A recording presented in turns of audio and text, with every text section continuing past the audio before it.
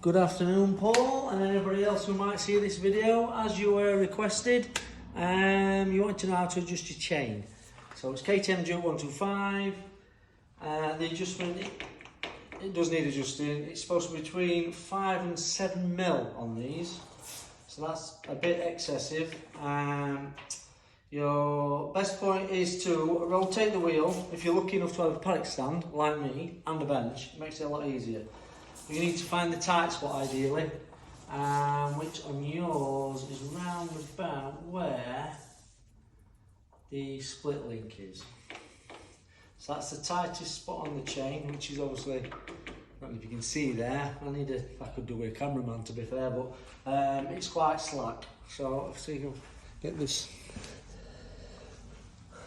switch it over, camera over.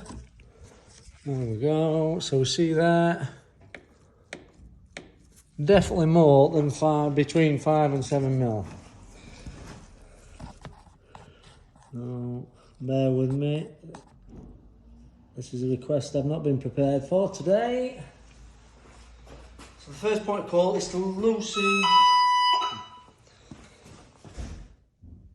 Right, where was we? Sorry about that, I had a delivery. So, right, okay. So the first thing to do is you want to, this has got chain adjusters. There is quite a few variations, but this is probably one of the most common. So you've got chain adjusters, so that's a locking nut right there. That's your chain adjuster, so you'll undo the locking nut before you adjust it. But what I was going to say, before you do anything, is to get a bit of lubrication, because sometimes these are really sort of cruddy up. So clean them up, which I already have. It's not too bad, this bike, but some of them are really cruddy up. So clean all the threads, then lubricate them just to make your life a bit easier on this part. And then you need to crack, loosen, however you want to say it, the adjuster nut off. Before, so it's going to be hard work this with holding the camera. You're supposed to have a 10mm span on there, 40 on here. So you hold the adjuster bolt secure and then crack the locking nut off. As you may be aware, I've already pre-loosened these just to try and make this video a bit easier. So, once the lock nut's loosened, you then need to loosen your main spindle. Always loosen your spindle before you try to do any adjustment. That is the number one rule. I've seen so many problems where people just try and adjust the chain by just adjusting the adjuster bolts. You're going to cause yourself a nightmare of a list of headaches can be sometimes. Lost for words. I ought to script it. Me at a loss for words, who'd have thought it? Right, okay, so when you loosen your main spindle, then you adjust these bolts, the adjuster bolts, equally on each side. So quarter of a turn, half a turn, until you get to the correct adjustment. So start off sort of half a turn if it's really slack. Keep checking it after every adjustment, but always make sure that these adjusters are lined up so that they're both on the same side, so your wheel alignment is central. Otherwise you'll have a funny handling bike and some bad tyre wear. So I'm gonna try and place the camera in a position, so I mean you might be able to zoom in, I'm not too sure. I'll put it on YouTube. With everybody's phone nowadays, I'm sure you can zoom right in or screenshot or something. So we're loosening even.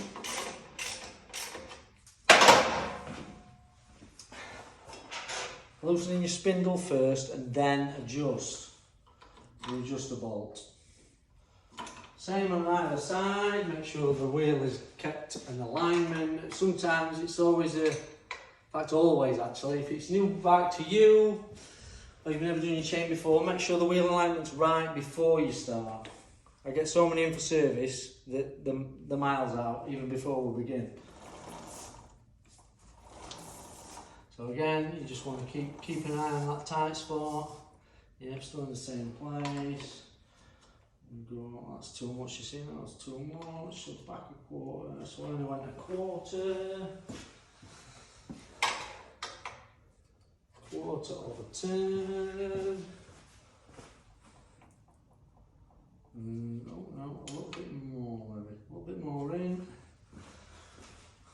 5 mil, possibly.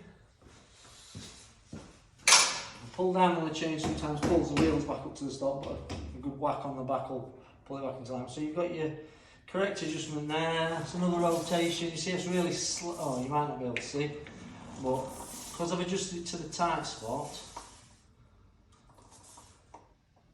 when it gets round to the other side, it's really slack. I mean, this chain and sprocket is, in all fairness, ready for renewal. And I'll show you why in a second. But yeah, it's about as good as it's going to get today. So the next thing is tighten your spindle up. Alexa, stop. Everybody wants to talk to me. She's always trying to have a natter. Right, so I find it best to sort of apply a bit of pressure to the chain as you initially tighten the spindle up.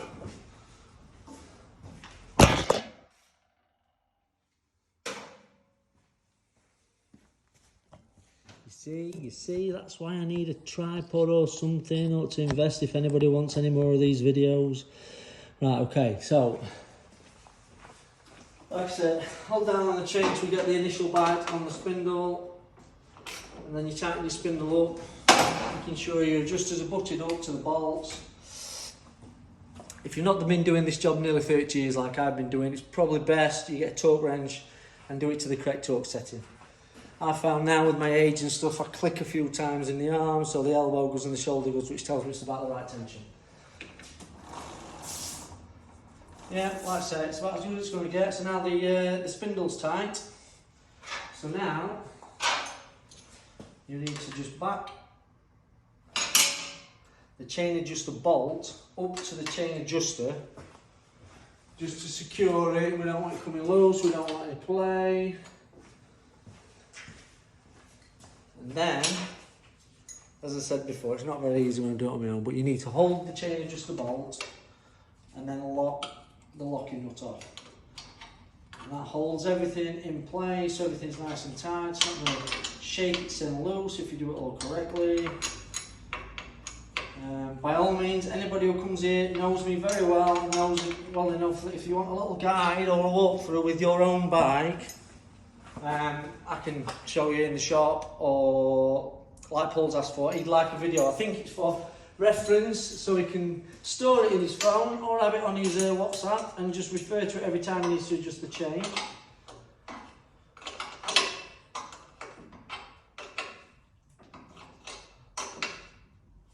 But it's pretty straightforward. It's one of them things, once you've done once or twice, hands-on is always the best way to learn, but once you've done it once or twice, you'll get the hang of it, and then you'll not need to refer to the video anymore.